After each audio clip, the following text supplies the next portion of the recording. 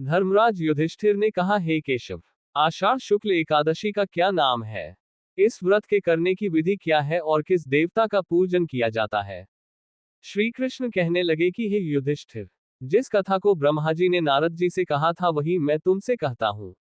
एक समय नारद जी ने ब्रह्मा जी से यही प्रश्न किया था। तब ब्रह्मा जी ने उत्तर दिया कि हे नारद, तुमने कलियुगी जीवों के उद्धार के लिए बहुत उत्तम प्रश्न किया है, क्योंकि एकादशी का व्रत सब व्रतों में उत्तम है। इस व्रत से समस्त पाप नष्ट हो जाते हैं और जो मनुष्य इस व्रत को नहीं करते वे नरकागामी होते हैं। इस व्रत के करने से भगवान विष्णु प्रसन्न होते हैं। इस एकादशी का नाम पद्मा है। अब मैं तुमसे एक पौराणिक कथा कहता हूँ, तुम मन लगाकर सुनो। सूर्यवंश में मांधाता नाम का एक चक्रवर्ती राजा हुआ है, जो सत्यवादी और महान प्रतापी था। वह अपनी प्रजा का पुत्र की भांति पालन किया करता था। उसकी सारी प्रजा धन धान्य से भरपूर और सुखी थी।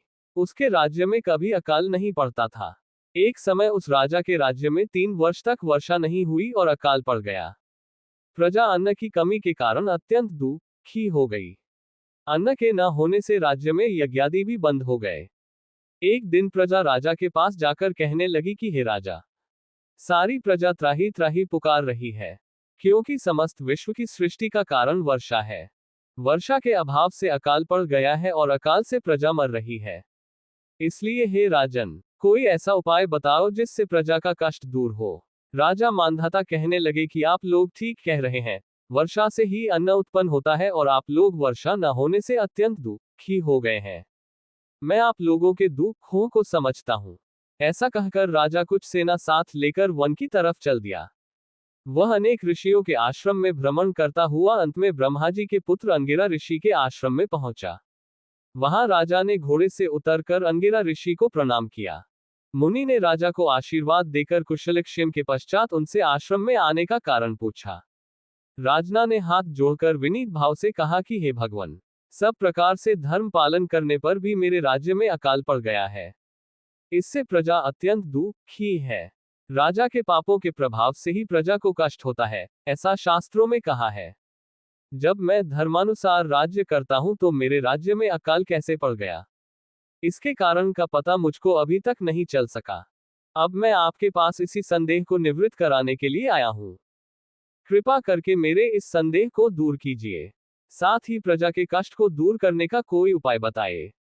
इतनी बात सुनकर ऋषि कहने लगे कि हे राजन, ये सतयुग सब युगों में उत्तम है। इसमें धर्म को चारों चरण सम्मिलित है, अर्थात इस युग में धर्म की सबसे अधिक उन्नति है। लोग ब्रह्म की उपासना करते हैं और केवल ब्राह्मणों को ही वेद पढ़ने का अधिकार है। ब्राह्मण ही तपस्या करने का अधिकार रख सकते हैं, परंतु आपके राज्य में एक शूद्र तपस्या कर रहा है। इसी दोष के कारण आपके राज्य में वर्षा नहीं हो रही है। इसलिए यदि आप प्रजा का भला चाहते हो तो उस शूद्र का वध कर दो। इस पर राजा कहने लगा कि महाराज, मैं उस निरपराध तपस्या करने वाले शूद्र को किस तरह मार सकता हूँ? आप इस दोष से छूटने का कोई दूसरा उपाय बताइए। तब ऋषि कहने लगे कि हे राजन, यदि तुम अन्य उपाय जानना चाहते हो तो सुनो। आषाढ़ मास के शुक्ल पक्ष की पद्मा नाम की एकादशी का विधिपूर्वक व्रत करो। व्रत के प्रभाव से तुम्हारे राज्य में वर्षा होगी और प्रजा सुख प्राप्त करेगी, क्योंकि इस एकादशी का व्रत सब सिद्धियों को देने वाला है और समस्त उपद्रवों को नाश करने वाला है। इस एकादशी का व्रत तुम प्रजा, सेवक तथा मंत्रियों सहित करो। मुनि के इस वचन को सुनकर राजा अपने नगर को वापस आया और उसने विधिपूर्वक पद्मा एकादशी का व्रत किया। उस व्रत के प्रभाव से वर्षा हुई और प्रजा को सुख पहुंचा। अतः इस मास की एकादशी का व्रत सब मनुष्यों को करना चाहिए। यह व्रत इस लोक में भोग और परलोक में मुक्ति को देने वाला है।